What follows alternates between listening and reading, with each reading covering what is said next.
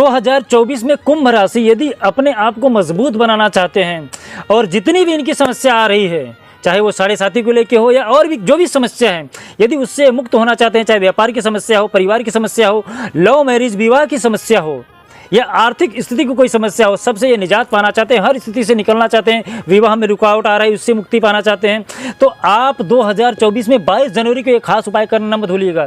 यदि आप 2024 में ये 22 जनवरी को ये उपाय कर लेते हैं तो मैं आपको यकीन दिलाता हूँ आपकी जितनी भी समस्याएं हैं उससे आप निजात पा जाओगे, उस समस्या से मुक्ति पा जाओ। जय श्री महाकाल। मैं राहुल तिवारी आप सभी का आपके अपने इस चैनल में हृदय से स्वागत करता हूं। दोस्तों 2024 में 22 जनवरी को जो समय है, जो दिन है वो सोमवार है, पक्ष जो है वो शुक्ल पक्ष है, तिथि जो है वो द्वादशी तिथि है, 7:54 तक शाम तक रहेगी। नक्षत्र जो है वो मृगशिरा है। सूर्योदय का जो समय है वो 7:13 पे है। सूर्यास्त का जो समय है वो 5:51 पे है। चंद्र राशि जो है वो वृषभ पर बैठी हुई है। शुभ समय जो है वो 12:11 से लेकर 12:54 दोपहर में है, ये अभिजीत मुहूर्त है।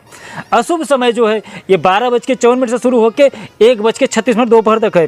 राहु काल का जो समय है वो सुबह 8:33 से लेकर 9:53 तक है। दिशाशूल की जो दिशा है वो पूर्व दिशा है। यदि आप फिर भी दिशाशूल में कहीं आपको पूर्व दिशा में जाना पड़ गया तो आप सफ़ेद कपड़ा पहनिएगा और आईने में मुंह देख के फिर निकलिएगा, इससे आपका जो दिशाशूल है वो हट जाएगा।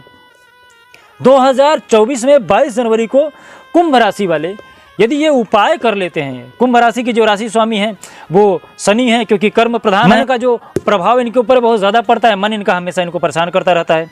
तो मन को शांत रखने के लिए और जो भी आपकी समस्या है उससे आप मुक्ति पाने के लिए आप एक उपाय करिएगा। उपाय क्या करना है आपको, एक आप नारियल ले लीजिएगा, नारियल में काला धागा 21 बार बांधिएगा और भगवान राम जी के सामने बैठ करके वो नारियल समर्पित करिएगा और बोलने का, भगवान जो भी मेरी त्रुटि हुई है, जो हमसे पाप हुए हैं, मैं पापी मनुष्य हूँ, जो मेरा जीवन है हमेशा पाप ही कर्म के बीच इर्द गिर्द घूमता रहता है, क्योंकि मनुष्य जो है वो पुतला ही तो है पाप का। क्योंकि यदि हमको मोक्ष मिल जाए तो हमें इस शरीर को धारण करने की ज़रूरत ही क्या है। तो आप भगवान राम के सामने बैठ करके अपने आप को स्वीकार करिएगा कि मैं पापी हूँ, भगवान मेरे से बहुत सारी गलतियाँ हो रही हैं, आप करुणा निधान हैं, आप परम पिता परमेश्वर हैं, आप ही हमें माफ़ कर सकते हैं और आप तो करुणामयी हैं, आप करुणा के सागर हैं, आपके सिवा कौन है जो हमारा उद्धार करेगा। और उनके सामने बैठ के भगवान को पीला फूल, पीला चंदन और पीला चावल चढ़ाना ना भूलिएगा।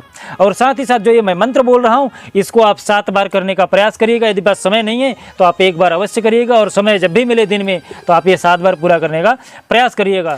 वो मंत्र है, भय प्रगट कृपाला दीन दयाला कौशल्या हितकारी हर्षित महतारी मुनिमनहारी अद्भुत रूप विचारी लोचन अभिरामा तन घन श्यामा निज आयुधोच्चारी भूषण बनवाला नयन विशाला शोभा सिंधु करारी कैदुई कर जोरी अस्तु तोरी कहिबित कर वनंता माया गुण ज्ञान अतीता माना वेद पुराण वनंता करुणा सुख सागर सगुण आगर जय गाँव श्रुसंता सोममित लागी जन रागी भय प्रकट सिकंता ब्रह्मांड निकाया निर्मित माया रोम रोम प्रवेद कहे ममूर्षो वासी है उपवासी सुनत थिर मत थिर रहे उपजा जब ज्ञान प्रभ मुस्काना चरित बहु बितकिन कहे कथा सुहाय मात भुजाए जय प्रकार सुत प्रेम लहे माता पुनि बोली सो मत डोली तजव ताते रूपा कीजे सुशीला अतिप्र शिला यह सुख परम अनुपा सुनि बचन सुजाना रोदन ठाना होई बालक सुरभूपा यह चरित जिगावे हरिपत पावे तेने परे भवकूपा। आप इस मंत्र का जाप करिएगा, एक बार जरूर करिएगा, जो शुभ मुहूर्त है उसी समय पर करिएगा। इससे आपकी जितनी भी सारी समस्याएं हैं उससे आपको मुक्ति मिल जाएगी। यदि मेरे भाषा से, मेरे शब्दों से आपको कोई त्रुटि पहुंचे तो आप हमें अपना भाई बंधु समझ के माफ़ करिएगा।